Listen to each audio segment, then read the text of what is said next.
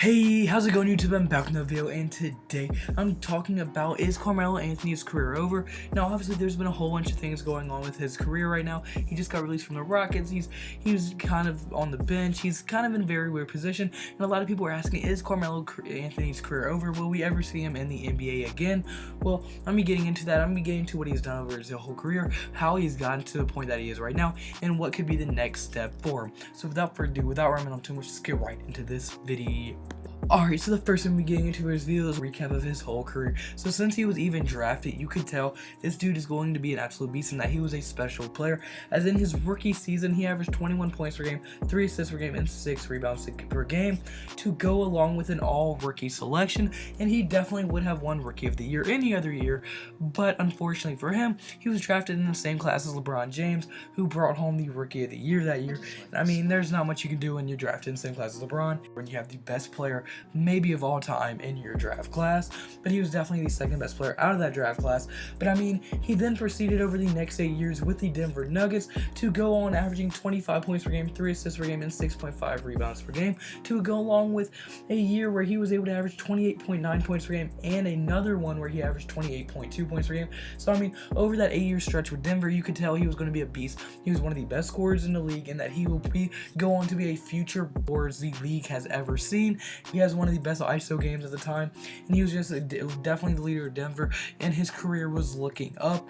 But then out of nowhere, there was a blockbuster trade in the 2011 season where he was traded to the New York Knicks, which was a enormous trade that involved the Nuggets trading away Carmelo Anthony, Chauncey Billups, Sheldon Williams, Anthony Carter, and Renato Blackman for Wilson Chandler, Raymond Felton, Osgoff, and the Knicks 2014 first round pick and the Warriors 2012 second round pick. So I mean, a huge trade, and I mean, it was like, it was kind of a shocker because I mean, Carmelo was playing very good for the Denver Nuggets, but they were never really getting much playoff success, so they kind of had to make a move. That's what they ended up doing, and I mean, the Knicks now have Carmelo Anthony. But 2 years after that trade happened to go to New York, he went on to become the 2012 through 13 scoring champion, which means he led the league in points per game that year.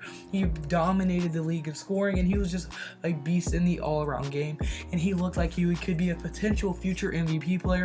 And that, I mean, he's a player that you can build a championship team around, and is a current superstar, and so really solidified himself. But then after his 7 seasons with the Knicks, that you could see him average 24.7 points per game, 3.3 assists per game, and 7 rebounds per game, he was once again changing scenery as he then went to the Oklahoma City Thunder, which to go form a trio that would consist of the year prior's MVP Russell Westbrook, Paul George, a great defensive player, and at the time seen as a superstar level player, and now Carmelo Anthony. That trio was supposed to be absolutely dominant, and I mean, they were supposed to be a potential NBA Finals contenders. But after a disappointing 48-34 season, which resulted them in a first round exit to the Utah Jazz, led by a rookie Donovan Mitchell and a Defense Player of the Year Rudy Gobert, I mean, he really did struggle, and that's probably his worst year of his career, only averaging 16.2 points per game, 1.3 assists per game, and 5.8 rebounds per game,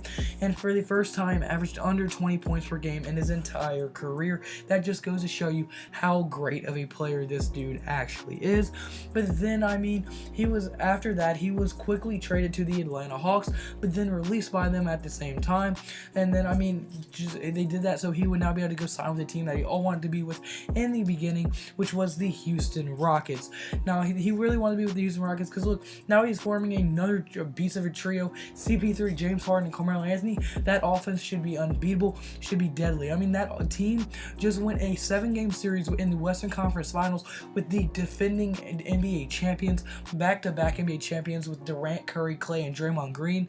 They were on the verge of winning. If Chris Paul didn't get hurt, they probably would have won that series. Now you add Carmelo, they have a legit chance of beating them, right?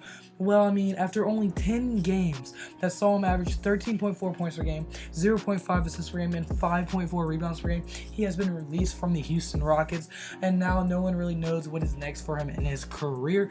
And I mean, that really is a bad way to see him go. I mean, I at least wanted to see him kind of have a farewell tour after such a great and luxurious career. I'm pretty sure he's a 10-time All-Star, an absolute beast. You never someone go down like that, especially a superstar level player like that.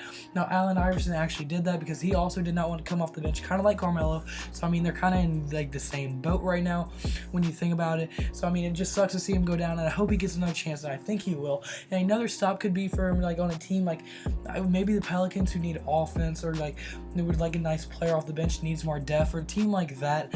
I would like to see him on a team like that, at least end off the season to retire. I don't want to see him, and that's it for his career. I mean, I really do want to see him end out a season. It would be very nice to watch him win a championship, but obviously that is not going to happen. Houston was his best chance and he got released. Now, I think he must have been a locker room cancer. He had been of a distraction of some sort, because I mean, 13 points off your bench is not a bad production at all to come off your bench. He must have been a very bad locker room cancer.